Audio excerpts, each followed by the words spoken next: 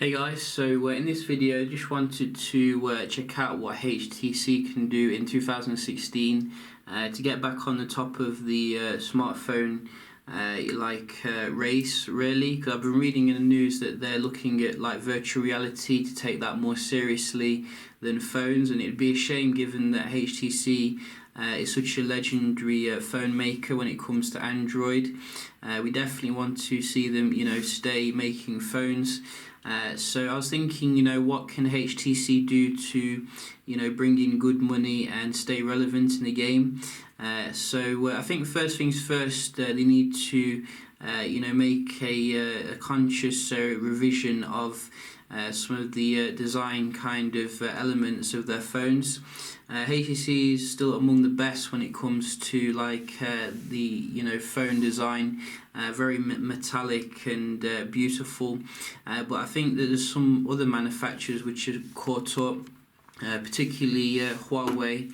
With the 6P here, you can see the Huawei still has like metallic build quality, front-facing speakers. Yeah, it's very thin. And that's what I think a lot of consumers are looking for a very attractive device, but it's still very functional. It's got like a massive battery in it.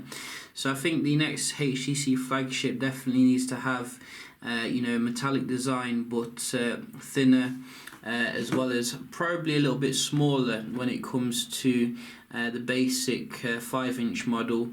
I think actually HTC should release a smaller model and a larger model, probably like a 4.9-inch model and a 5.5-inch model to satisfy most people's tastes.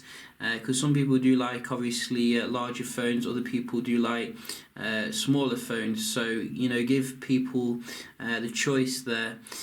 Also, if they are going to segregate, like having a smaller phone and a bigger phone, it'd be good if they kept the specifications the same or roughly the same, because even Apple hasn't kept the specifications completely the same on their bigger and smaller devices, as well as Sony as well. The Z5 Compact is coming with I think the same spec as the 2014 model, so it'd be nice if they managed to keep the spec the same across the dual sizes here.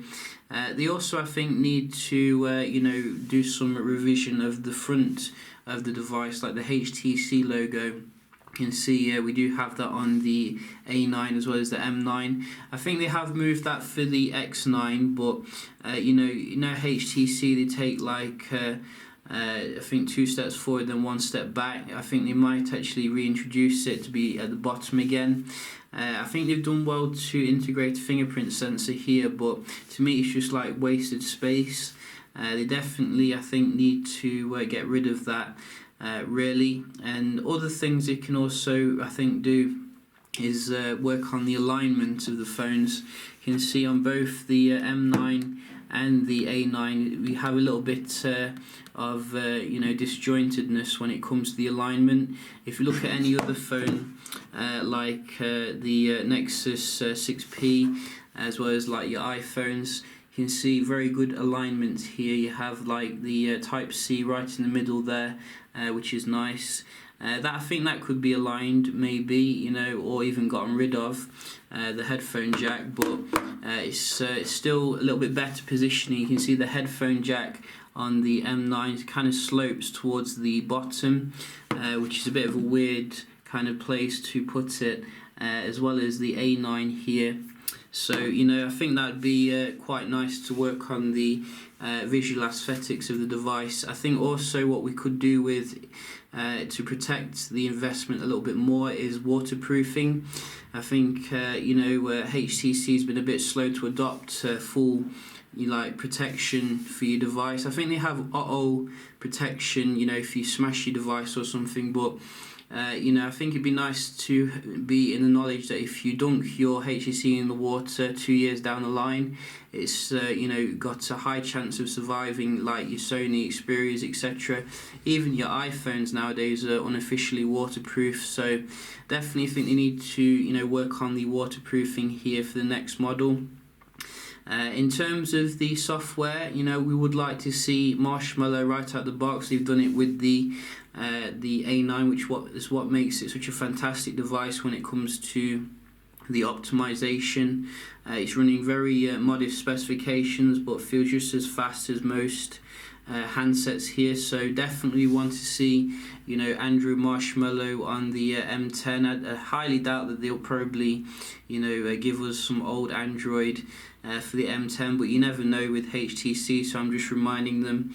Obviously, we would like to see all the mod cons as well, such as the fast charging and also Type-C as well, because obviously you can plug your cable in anyway.